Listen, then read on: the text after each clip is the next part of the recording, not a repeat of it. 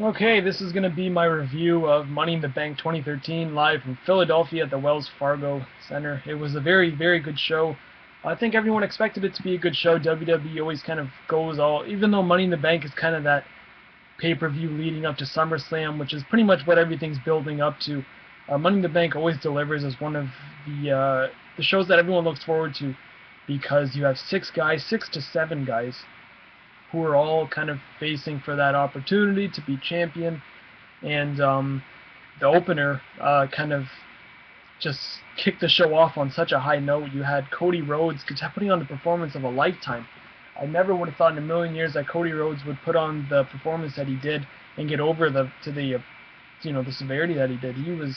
Everyone was chanting for Cody Rhodes at the end, and Sandow. I don't think there was a person alive who predicted Damian Sandow to win, and it was really out of left field because I think a lot of people had their favor on Barrett or Antonio Cesaro, but Sandow was definitely on the bottom of the list for me, at least. I swear, like, Fandango was on higher list of winning than Sandow was, but this is obviously going to lead to a Sandow versus Rhodes feud, which is okay for them to put over. I'm sure it'll be a SummerSlam match, but get it over the few months, and at least now you know that Cody Rhodes is able to kind of move on from the tag team thing and kind of work his way up the ranks instead of going backwards, which pretty much what he did after dropping the Intercontinental title. And Jericho versus Ryback, actually there was a match before and after that, but I'll talk about that match. It was the Divas match, yeah. The Divas match, I think, kind of took everything out of the crowd. It was an okay match. The finish was fine, but nothing really special. It's typical Divas match, but I think it really set the tone for the next match, which was Jericho and Ryback. People weren't into it all that much, and when you have something that kills the crowd to the point that the Divas match did, I don't think people are going to really care for anything else. And near the end, people did start getting into it, but for the first, I'd say at least 5 minutes or so of the match, people were not into the Ryback and Jericho at all. And the World Heavyweight title match, another good one. It started off slow, but people were all for Ziggler. The crowd made this whole pay-per-view great. I think every match people were going crazy for, except really Jericho and the Divas match.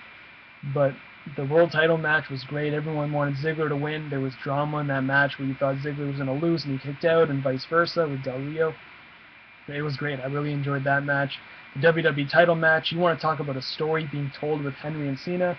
That was definitely one of my favorite matches of the night. Although it was predictable and although you kind of knew Cena was going to win, how they got to that point was great to me. I thought they told a great story with Henry, being that guy who couldn't really get to the top, and he was so close. He had everything going for him except pinning Cena, and he tried so hard, but he couldn't do it. Cena couldn't lift him up. All favors were on Henry, but he couldn't get the job done. And it was great. It was a really good match. Then we had the WWE Championship Money in the Bank, the main event. Oh, the Curtis Axel Miz match, it was fine. Nothing really special to talk about in that. But the contract for the WWE title, RVD came back. Huge pop. I marked out so hard for RVD coming back. CM Punk and Daniel Bryan also got a fairly decent pop, and match was great. Nothing really too fancy. These guys beat the hell out of each other with ladders. You had Curtis Axel attacking Daniel Bryan, so I guess that's going to be a feud there. And that's what this Money in the Bank is. It's pretty much a match to set up feuds going down the road.